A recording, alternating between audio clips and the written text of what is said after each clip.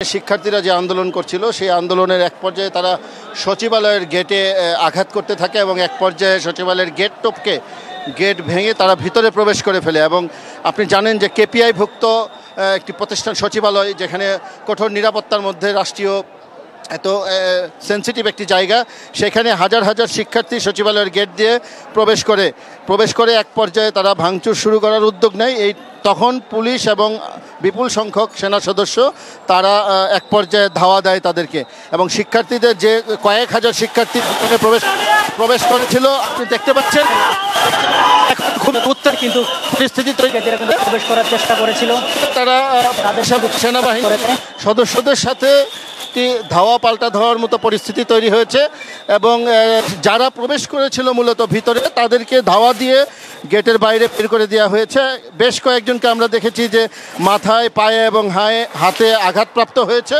কিন্তু এখন বৃষ্টির মতো ঢিল পড়ছে, আমরা দেখতে পাচ্ছি যে সেনা সদস্যরাও আছে, এখানে পুলিশের সদস্যরাও রয়েছে। তারা খুবই প্রাণপণ চেষ্টা করছে যে কোনো ধরনের ক্ষতি না করে যেন শিক্ষার্থীদের আটকে রাখা যায়, কিন্তু শিক্ষার্থীরা আবারও ঢিলাঢিলি শুরু করার প্রেক্ষাপটে তারা খুবই ধৈর্যের পরিচয় দিয়েছে। আমি বলবো যে আইন শৃঙ্খলা বাহিনীর সদস্যরা পাকেল ছুটছে,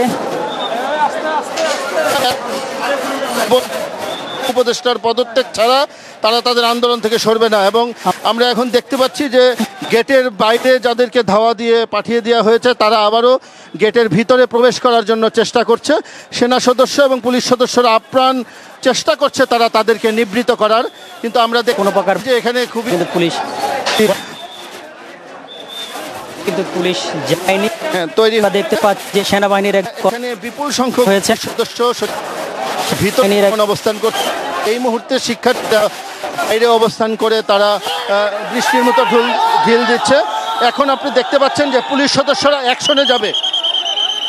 এখন পুলিশ সদস্যরা অ্যাকশনে যাচ্ছে, কারণ এখানে সচিবালয়ের নিরাপত্তার স্বার্থে শিক্ষার্থীদের অনেক বুঝিয়ে এখান থেকে সরানোর চেষ্টা করেছে, কিন্তু তারা যখন সেখানে অনেকে গিয়ে অবস্থান নিয়েছে এবং সচিবালয়ের গেট থেকে পুলিশ সদস্যরা এবং সেনা সদস্যরা তারা ধাওয়া দিয়ে শিক্ষার্থীদের সরিয়ে দেওয়ার চেষ্টা করছে।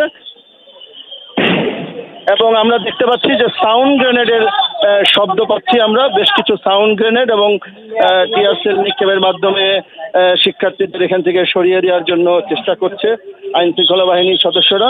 তারা দীর্ঘক্ষণ মূলত চেষ্টা করেছিল যে পরিস্থিতিটা স্বাভাবিক রাখা যায় কিনা, এবং তারা ধৈর্যের পরিচয় দিয়েছে, কিন্তু শিক্ষার্থীরা কোনো অবস্থাতেই তাদের অবস্থান থেকে সরছিল না, বা তাদের অবস্থান থেকে তারা এখন এই মুহূর্তে আমরা দেখতে পাচ্ছি যে একের পর এক 3 থেকে 4টি সাউন্ড গ্রেনেড নিক্ষেপ করা হলো, এবং এই সাউন্ড গ্রেনেডের মাধ্যমে শিক্ষার্থীদের এখান থেকে সরিয়ে দেওয়ার জন্য চেষ্টা করছে আইন শৃঙ্খলা বাহিনীর সদস্যরা।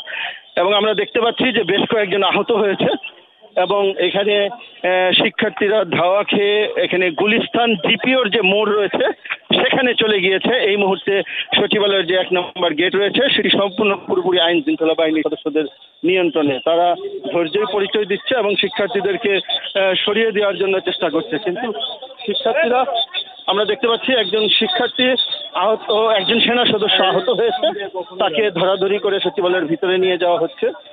সম্ভবত একটি পাথরের আঘাত লেগেছে। আর আমরা এই মুহূর্তে দেখতে পাচ্ছি সচিবালয়ের গেটের সামনে শিক্ষার্থীরা নেই, শিক্ষার্থীরা প্রেস ক্লাব থেকে সরে গিয়ে শিক্ষা ভবনের ওইদিকে। আর এই পাশে আমরা দেখতে পাচ্ছি যে গুলিস্তানের যে জিপিও মোড় রয়েছে সেই মোড়ে শিক্ষার্থীরা অবস্থান নিয়ে আছে। আর আইন শৃঙ্খলা বাহিনীর সদস্যরা সাউন্ড গ্রেনেড এবং ধাওয়া দিয়ে শিক্ষার্থীদের এখান থেকে সরিয়ে দেওয়ার জন্য চেষ্টা করছে।